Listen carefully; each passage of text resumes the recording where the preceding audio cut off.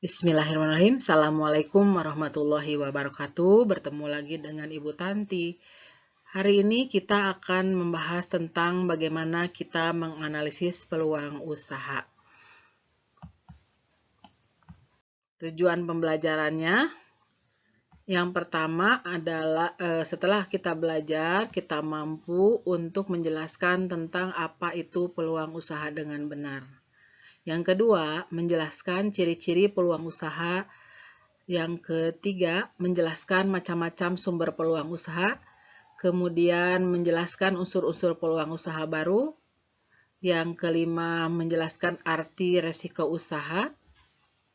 Kemudian menjelaskan faktor-faktor penyebab resiko usaha dengan benar. Menjelaskan manajemen resiko dengan benar. Dan menjelaskan faktor yang menyebabkan seorang wirausahawan itu gagal menjalankan usahanya. Menjelaskan bagaimana meminimalisir resiko usaha dan menganalisis peluang usaha dengan bertanggung jawab. Tentunya di ujungnya kalian diusahakan untuk bisa merencanakan produk usaha dengan bertanggung jawab. Nah, apa sih peluang usaha itu? Nah, peluang usaha terdiri dari dua kata, yaitu peluang yang artinya kesempatan dan usaha yang artinya upaya dengan berbagai daya untuk mencapai tujuan usaha atau sesuatu yang Anda inginkan. Nah, secara sederhananya gini deh, pengertian usaha adalah kesempatan yang dimiliki seseorang untuk mencapai tujuan, entah itu keuangan, kekayaan, atau keuntungan dengan cara melakukan usaha yang bermanfaat dengan memanfaatkan berbagai sumber daya yang dimiliki. Analisis peluang usaha adalah cara yang disusun oleh calon wirausahawan untuk menentukan apa saja yang hendak dilakukan dalam persaingan bisnis. Nah, ciri peluang usaha yang baik. Peluang itu orisinil dan tidak meniru. Peluang itu harus dapat mengantisipasi perubahan persaingan dan kebutuhan pasar di masa yang akan datang. Benar-benar sesuai dengan keinginan agar peluang bisa bertahan lama. Tingkat visibilitas benar-benar teruji untuk dilakukan riset dan uji coba dalam pasar. Tentunya harus bersifat kreatif dan inovatif. Ada keyakinan bisa mewujudkannya dan sukses untuk menjalankannya. Ada rasa senang menjalankannya dan benar-benar suka dengan bisnis tersebut. Macam-macam sumber peluang usaha. Ada peluang yang datang dari diri kita sendiri karena kita merasa bahwa kita itu mampu dan kita punya background, entah itu pendidikan, entah itu pengalaman, dan lain sebagainya.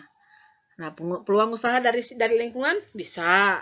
Misalnya karena Anda kebetulan orang tua Anda punya usaha, atau misalnya di lingkungan Anda tempat tinggal banyak usaha-usaha yang maju sehingga kalian punya peluang untuk mendapatkan usaha yang sejenis minimal.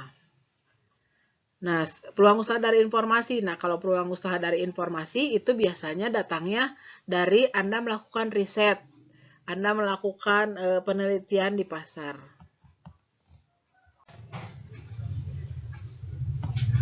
Ada juga peluang usaha dari perubahan yang terjadi, misalnya seperti sekarang, musimnya COVID.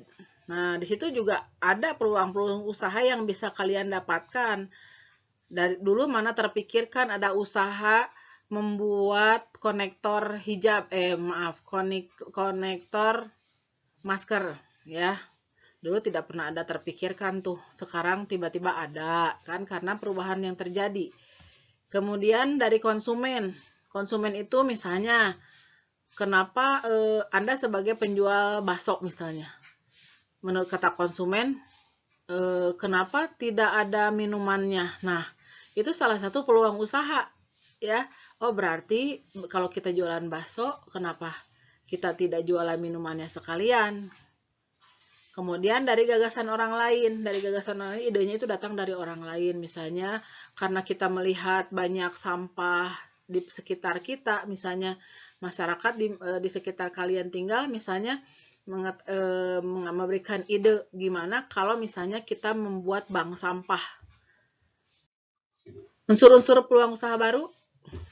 Satu, kebutuhan akan sumber penemuan. Nah, biasanya karena yang sudah ada sudah mulai jenuh, kemudian kita menemukan sesuatu yang baru, membuat inovasi baru. Nah, dari penemuan yang ada kita buat inovasinya, ya. Kemudian sesuai dengan keahlian. Kalian ahlinya di bidang apa? Bu, saya mah ahlinya cuman joget-joget jempol, nggak apa-apa. Bisa jadikan sebagai sumber peluang usaha baru dengan dagang online. Menyesuaikan dengan kebutuhan sekitar. Nah, kita harus lihat dulu, kita survei kebutuhan sekitar kalian itu apa. Selanjutnya, memanfaatkan koneksi dan relasi. Nah, makanya di sini kalau pengusaha mah, satu musuh kebanyakan, 1000 teman kurang. Mengamati kecenderungan yang ada, seperti apa kecenderungan di sekitar kita. Kemudian mengamati kekurangan produk jasa yang ada. Nah, misalnya di sekitar kalian itu ada jasa ojek. Nah, misalnya di situ kalian pelajari itu kekurangannya apa. Nah, kalian kemudian membuat usaha ojek yang bisa menutupi kekurangan-kekurangan dari produk tersebut. Pemanfaatan produk dari perusahaan lain. Nah, ini bisa kalian jadi reseller gitu ya. Nah, usaha warisan. Waduh, nah kalau yang ini sudah alhamdulillah kalau misalnya mamanya misalnya punya usaha jualan sayur ya. Kalian bisa melanjutkan usaha tersebut. Bahkan kalau kalian punya jiwa wirausaha, maka usaha warisan itu akan menjadi lebih berkembang, menjadi lebih baik. Atau kalian cuma sekedar ikut-ikutan tren yang ada, nggak apa-apa. Yang penting itu adalah peluang. Dan atau sekiranya juga kalian coba deh kalau misalnya saya usaha jualan pulsa misalnya. Coba-coba, boleh? Boleh. Nah, sekarang kita bicara tentang resiko usaha. Resiko usaha namanya juga usaha, pasti ada resiko. Resiko itu bisa resiko positif, bisa juga resiko negatif. Kalau resiko positif, kalian mendapatkan keuntungan. Nah, kalau resiko negatif ya kerugian ya, akibat dari apa? Dari keputusan yang kita ambil dalam kehidupan sehari-hari. Nah, jenis resiko usaha yang sering dihadapi, ada resiko perusahaan. Ini resiko yang terjadi yang berdampak terhadap kelangsungan hidup perusahaan. Ya, namanya juga perusahaan ya. Kemudian ada resiko keuangan. Nah, ini berdampak dari kerugian terhadap aspek keuangan perusahaan. Ini terutama kalau misalnya kalian tidak pandai untuk menghitung berapa keuntungan, berapa kerugian. Kemudian resiko permodalan. Ini yang timbul terjadi jika likuiditas perusahaan itu menurun secara signifikan. Ada resiko pasar. Nah, resiko pasar ini resiko yang timbul dari persaingan usaha dan gaya hidup pelanggan kita ya. Kemudian pola persaingannya seperti apa. Kemudian juga muncul pesaing-pesaing baru yang potensial yang ada di pasar. Kemudian ada resiko operasional. Nah, resiko operasional itu terjadi apabila kalian atau ada juga penyimpangan dari hasil prediksi. Kalian sudah memprediksikan bahwa akan terjadi A. Tapi ternyata ada penyimpangan karena terjadinya sesuatu ya. Mungkin saja ada perubahan teknologi, ada ketidaksempurnaan keputusan yang sudah kalian buat, kemudian juga adanya sumber dayanya yang bukan the right man on the right place. Nah, itu bahaya sekali ya kalau misalnya terutama untuk operasional. Mungkin bisa saja dia mengerjakan, tetapi misalnya pekerjaannya yang seharusnya dikerjakan hanya dalam waktu 20 menit, tapi karena pekerjaannya tidak kompeten, waktu yang harusnya hanya 20 menit dikerjakan dalam 2 jam. Nah, berarti kan itu sudah ada kerugian.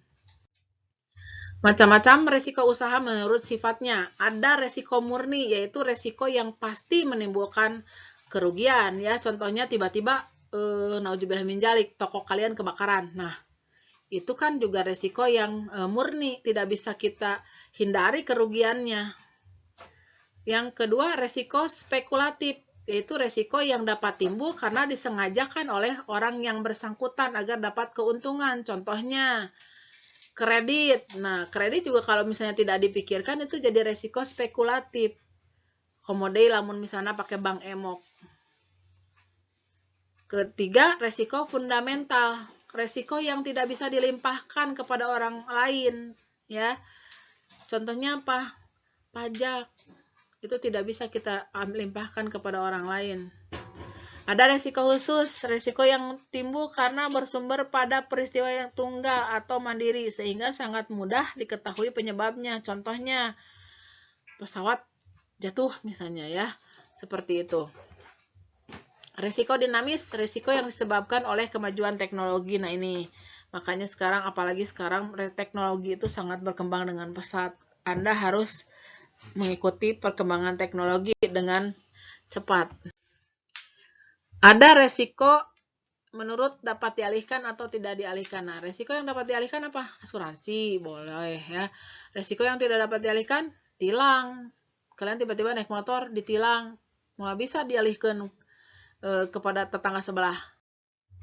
Kemudian resiko usaha menurut sumbernya, ada resiko internal dan resiko eksternal. Nah, kalau internal dari dalam perusahaan ya, contohnya rusaknya mesin, tiba-tiba ada kekurangan bahan dan lain sebagainya ya.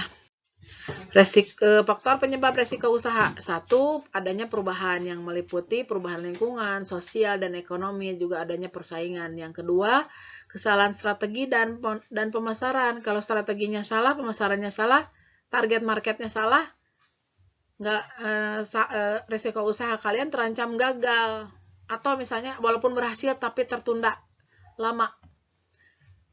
Keputusan yang tidak tepat sehingga menimbulkan sesuatu yang di luar rencana. Kemudian persiapannya juga kurang matang. Nah ini juga sama ya.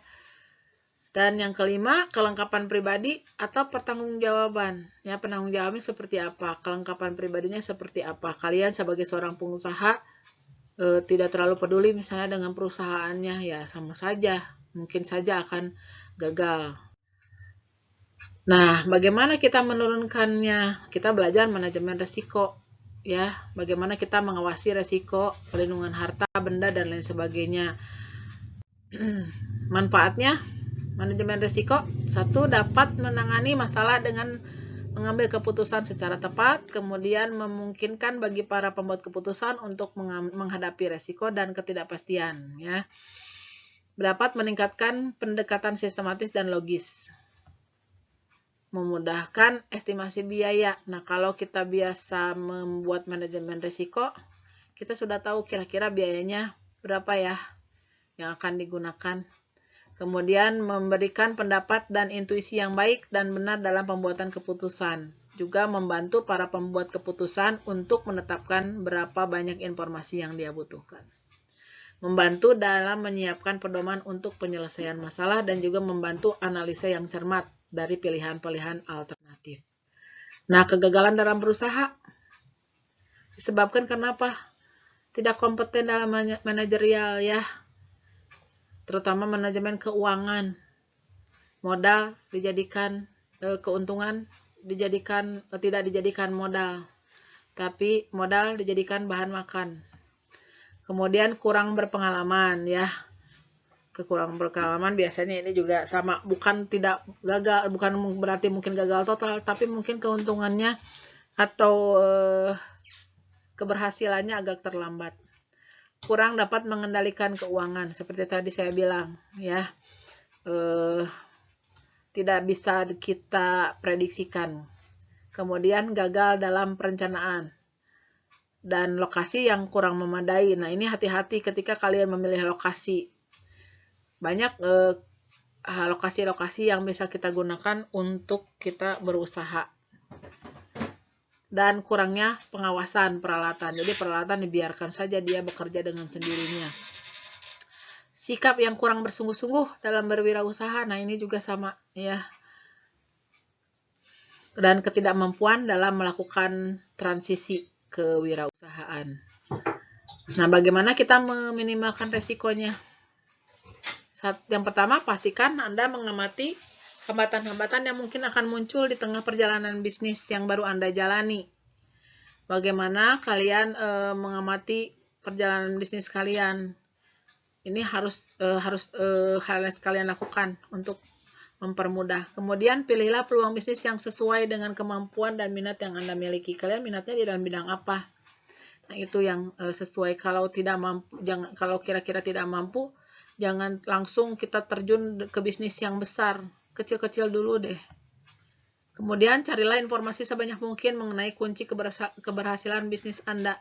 Kira-kira bagaimana supaya produk yang kalian jual itu misalnya laku. Nah, ini berarti kalian harus paham kunci keberhasilannya seperti apa.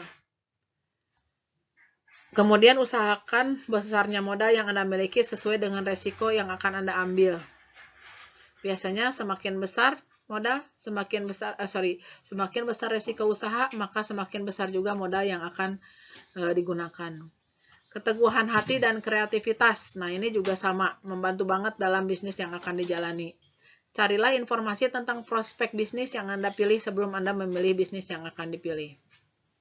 Amati tingkat kebutuhan masyarakat akan produk yang Anda miliki. Jangan kepedean. Kalau di daerah Anda muslimnya cuma Anda sendiri, jangan stok mukena banyak-banyak. Karena orang tidak akan beli produknya. Ya, seperti itu contohnya. Analisis peluang usaha apa? Yaitu peluang usaha dengan cara yang disusun oleh wirausahawan untuk menentukan apa saja yang hendak dilakukan dalam persaingan bisnis. Oke, nah dalam melakukan analisis peluang usaha, kita harus paham betul apa strategi analisis yang mana yang akan kita gunakan. Ya, ada strategi analisis yang sangat terkenal yaitu analisis SWOT atau analisis SWOT, di mana kita punya kekuatan dan kelemahan yang berasal dari dalam perusahaan. Ya, kekuatan dari usaha kamu itu apa? Misalnya kalian mau usaha jual ayam misalnya ya, jual beli ayam. Nah, misalnya kekuatan dari perusahaan kamu itu apa? Oh, ayam yang saya punya adalah ayam dengan kualitas unggul. Nah, kelemahannya apa? Ayam yang kita miliki misalnya kekurangannya berkembangnya lebih lambat. Ya. Kemudian opportunity, kesempatan. Nah, ini berasalnya dari luar perusahaan. Kenapa kalian menjual ayam? Karena di situ kesempatannya banyak. Misalnya masyarakat butuh daging ayam dengan kualitas baik dan harga yang murah ya. Kemudian ada ancaman. Ancaman dari mana? Ya pesaing salah satunya ya. Kira-kira pesaingnya ada tidak? Ya, dan kalian harus tahu bagaimana menghadapi pesaing yang ada.